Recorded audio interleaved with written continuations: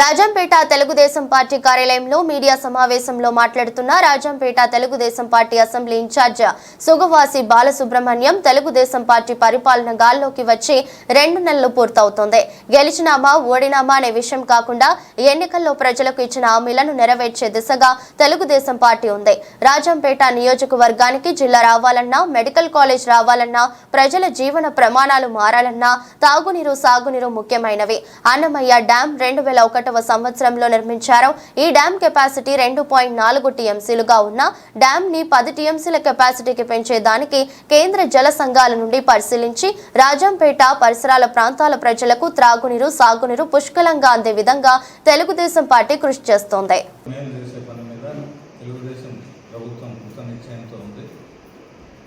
అందులో రాజంపేట అసెంబ్లీ నియోజకవర్గానికి మనం చేయవలసిందే ముందు మనం జిల్లా కేంద్రం అభివృద్ధి చేయాలన్నా, లేదా మెడికల్ కాలేజీ అభివృద్ధి చేయాలన్నా, ప్రజల జీవన ప్రమాణాలు మెరుగు చేయాలన్నా తొలుత మనం చేయాల్సింది మంచినీరు, తాగునీరు, సాగునీరు.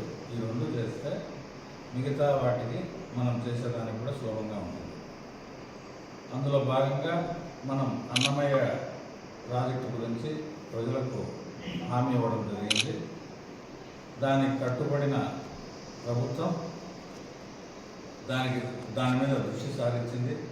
మేము ఆ దిశగా ప్రయత్నాలు మొదలుపెట్టామని ప్రజలకు మీ ద్వారా తెలియజేస్తున్నాను.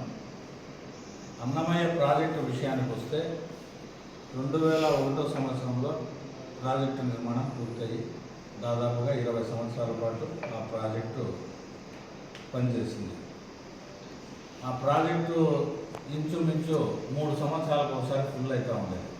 ప్రాజెక్టు కట్టినప్పుడు ఆ ప్రాజెక్టు కెపాసిటీ 2.24 టీఎంసీ. అయితే వాటి ద్వారా ఇక్కడ కావాల్సిన సాగుని డౌన్ స్ట్రీమ్ ప్రాంతంలో, దిగువ ప్రాంతంలో ఉండే రైతుల్లో కొంత అసంతృప్తి, వాళ్ళకేదో నీళ్లు రావడం లేదని, వాళ్ళ పొలాలు ఎండిపోయినాయని, వాళ్ళకి సరైన నీళ్లు లేవని వాళ్ళలో కొంత అసంతృప్తి కూడా ఉంది. ఈ డ్యామ్ దగ్గర ఉండే ప్రజల్లో రేపు పొద్దున డ్యామ్ మళ్ళీ తెగిపోతే మా బ్రతుకులు ఎట్లా అనే భయాందోళనలు కూడా వాళ్ళల్లో ఉన్నాయి. రేపు పొద్దున రాజంపేట జిల్లా కేంద్రం చేసుకుంటే జిల్లా కేంద్రానికి సరిపడా నీళ్లు మనకు కావాలి తాగేదానికి. మోరోవర్ ఇక్కడ ఉండే సారవంతమైన భూములకు మనం సాగునీరు అందించాలి. మన అదృష్టం ఏమంటే ఇప్పుడు కేంద్ర జల సంఘం, మనకు ఢిల్లీలో కేంద్ర జల సంఘం ఉంది. వాళ్ళు మనకు ఒక అవకాశం ఇచ్చినారు. వాతావరణంలో ఎల్నినో ప్రభావం అనేది వచ్చింది. ఎల్నినో ప్రభావం వస్తే మనకు ముందు ఈ అన్నమయ్య అప్స్ట్రీమ్ సైడ్లో మనకు క్యాచ్మెంట్ ఏరియా ఎంత ఉండిందంటే 2.85 చదరపు కిలోమీటర్లు ఉంది.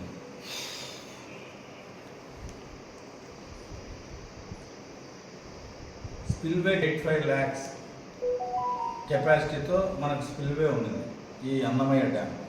దాన్ని మీరు పెంచుకోవచ్చు అని వాళ్ళు సూచించినారు.